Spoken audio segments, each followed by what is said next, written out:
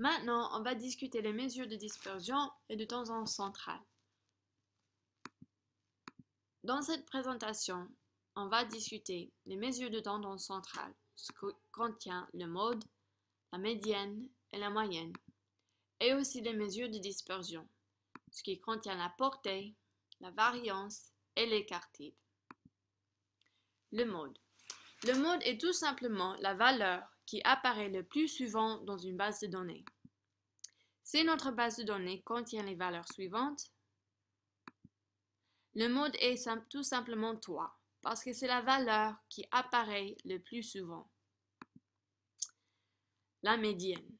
La médiane est le chiffre au milieu de votre base de données qui sépare la moitié supérieure à la moitié inférieure.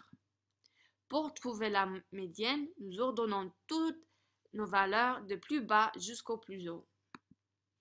Ensuite, nous identifions la valeur qui est au milieu de la base de données.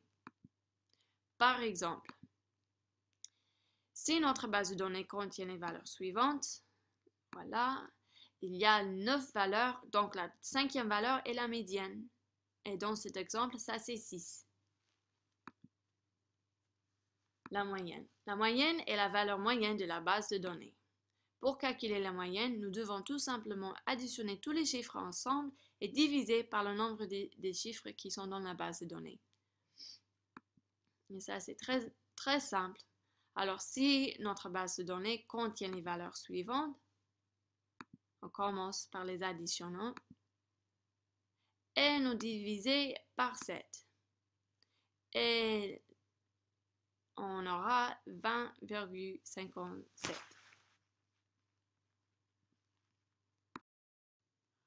Alors maintenant, je crois que tout ça, c'est très simple et vous comprendrez très bien. Alors, on va passer par une petite quiz.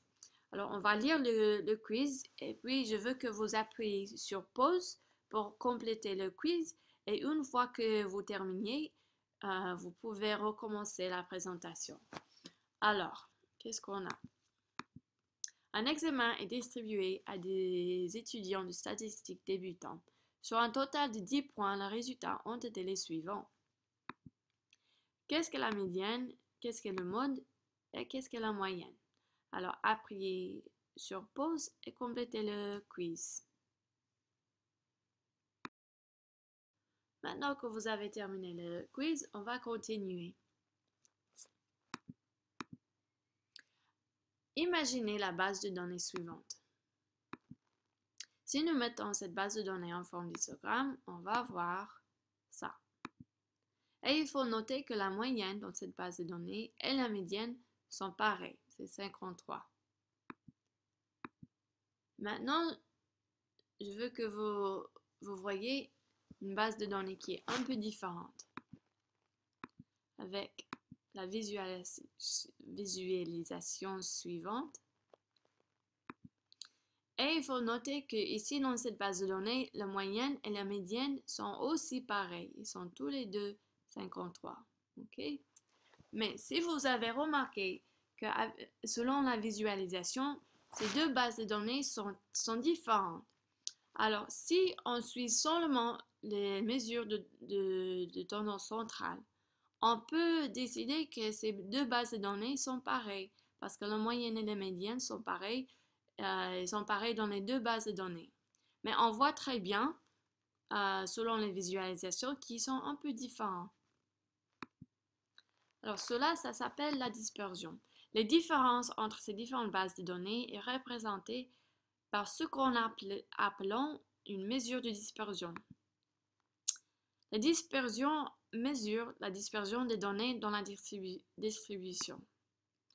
Ces mesures incluent typiquement la variance, la portée et l'écart type. Alors, on commence avec la distribution de fréquences, parce que ça nous aide beaucoup. Un histogramme de la distribution de fréquences montre la fréquence de chaque valeur dans la base de données. Alors, c'est visualisé comme ça. Alors, sur l'axe X se trouvent les valeurs. Voilà, ici, les valeurs. Sur l'axe Y se trouve le numéro de fois ces valeurs sont présentées dans la base de données. Ça, c'est ici. Alors, si ça représente un examen, ici, on a 45, ceux qui ont reçu 45, il y a à peu près 25 personnes qui ont reçu 45. Et 65, il y a peut-être 15 personnes qui ont reçu 65. OK? Et ça va nous aider beaucoup à examiner la dispersion. La portée. La portée est simplement la tranche de valeur présentée dans la base de données. Nous trouvons celui-ci en soustrayant la valeur la plus basse de la valeur la plus haute. Si notre base de données contient les valeurs suivantes, la valeur la plus haute est 72 et la valeur la plus basse est 2. Alors, la portée est tout simplement 72 moins 2 et ça égale 70. La variance est la distance moyenne des valeurs de la moyenne. Alors, ce que ça veut dire, ici c'est notre base de données A. Et si vous vous rappelez, la moyenne était 53. Et cette ligne ici, ça représente la moyenne, 53. Et ici, c'est chaque valeur dans la base de données. Alors, qu'est-ce qu'on a? On a une certaine distance entre chaque valeur et la moyenne. Alors, on voit cette distance, cette distance, cette distance et cette distance. Et ce qu'on fait, on prend la moyenne de toutes ces distances. OK?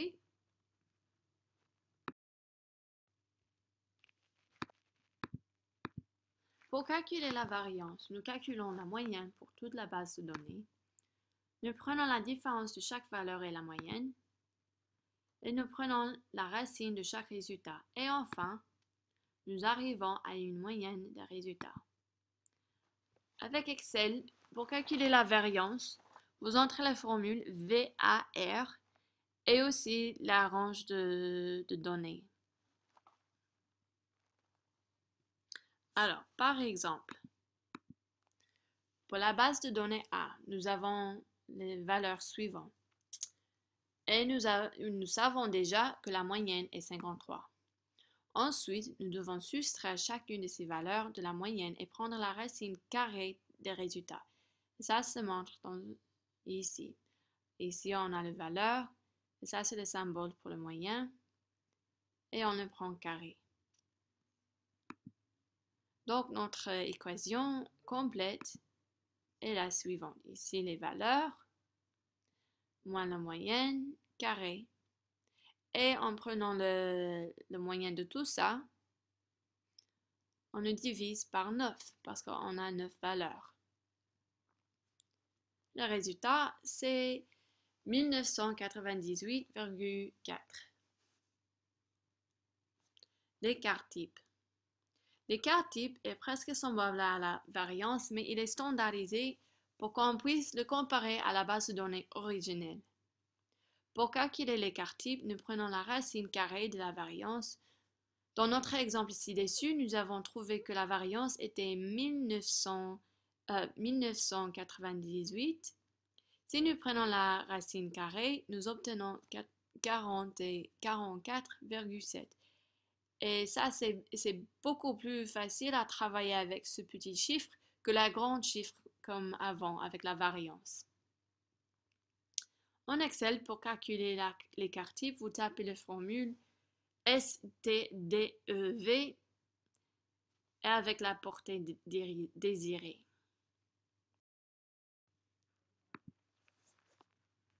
Un écart type indique que les valeurs sont regroupées. Ici, on voit que toutes les valeurs sont très proches, ici au milieu. Un écart type plus haut indique qu'elles sont dispersées. Et ici, on voit que toutes les valeurs sont dispersées sur l'axe X. Idéalement, la majorité des valeurs, mais pas toutes, d'une base de données sont proches de la moyenne. Et ça s'appelle une distribution normale. Une distribution normale dispose des critères suivants. La majorité des valeurs sont proches de la moyenne. La moyenne, la mode et la médiane sont toutes égales. L'écart type est à peu près 3. Et les deux côtés de la moyenne sont symétriques. Et voilà, ça c'est une distribution normale. Tu vois, le mode, la médiane et la moyenne, ils vont être ici.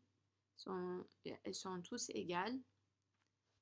Et on va voir 68% des valeurs se trouvera à un écart type de 1. Ça c'est ici. 1. 95% des valeurs se trouvent à écart type 2. Ça se trouve ici. Et 99,7% des valeurs se trouvent à 3 écarts types. Ça, c'est ici. Presque la majorité. Et il y aura toujours quelques-uns ici qui sont loin de la moyenne.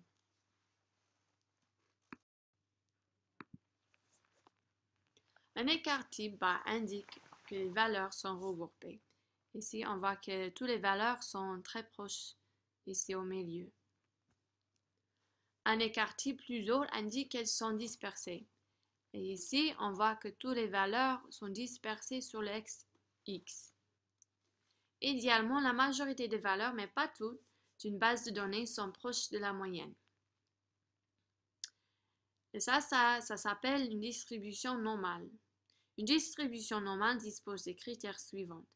La majorité des valeurs sont proches de la moyenne, le mode et la médiane sont toutes égales, l'écart type est à peu près 3, et les deux côtés de la moyenne sont symétriques. Et voilà, ça c'est une distribution normale.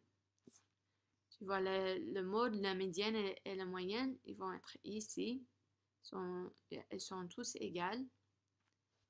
Et on va voir 68% des valeurs se trouvera à un écart type de 1. Ça c'est ici. 1. 95% des valeurs se trouvent à écart type 2. Ça se trouve ici. Et 99,7% des valeurs se trouvent à 3 écarts types. Ça, c'est ici. Presque la majorité. Et il y aura toujours quelques-uns ici qui sont loin de la moyenne. Quand nous faisons un graphique des données avec une distribution normale, elle ressemble à ceci. Celui-ci, ça concerne la migration. Et c'est plus ou moins normal. En réalité, ce n'est jamais parfait, mais ça, c'est quand même une bonne distribution.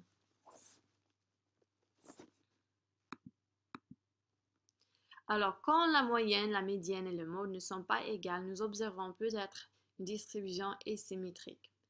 Et tu peux voir dans ces deux cas que c'est asymétrique. Quand la moyenne est à gauche de la médiane et du mode, notre distribution sera penchée à gauche. Et ça, c'est peut-être un peu bizarre parce qu'on voit ici que toutes les valeurs sont inclinées à droite. Mais comment on peut penser à ça? Si on tire sur l'écueil à gauche, on aura cette distribution. C'est pour cela qu'on l'appelle une distribution penchée à gauche.